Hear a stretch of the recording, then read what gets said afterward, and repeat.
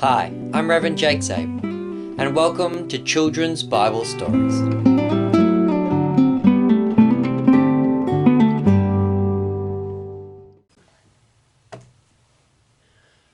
Alright, children, we're now up to plague number 6, the plague of boils. So these are like really nasty, yucky sores, like big blisters full of pus, and they're very sore and ouchy and yucky and disgusting.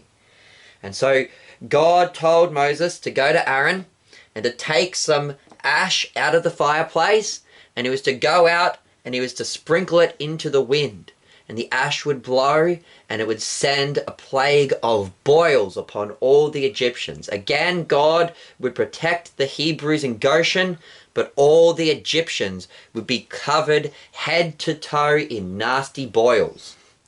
And the people were covered in ouchy, sore, nasty boils. And the boils were so bad that the magicians of Pharaoh couldn't even come and stand before Moses because they were so sore.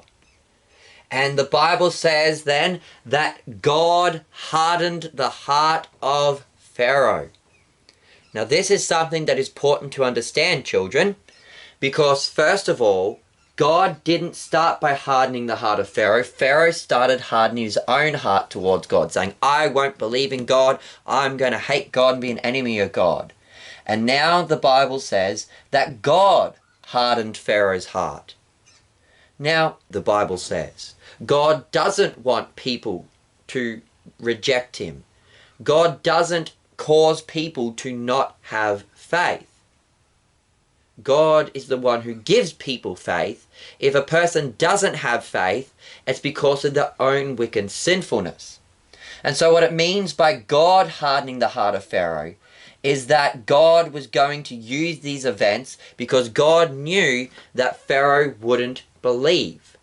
And so God was like, well, Pharaoh wouldn't soften his heart at these first few plagues, so I'm going to send him more plagues that is just going to make him more and more angry. And God did this so that he could show that he was the true God, and that he would triumph over Egypt and the Egyptian false gods, and particularly over Pharaoh, who, according to the Egyptians believed that Pharaoh was a god. And so God was going to send these plagues on Egypt to prove that he was the one true God. And so that's our story for today, children. Join us again next time as we continue on our plague series with the 7th plague. I've been your host, Reverend Jake Zabel. Goodbye and God bless.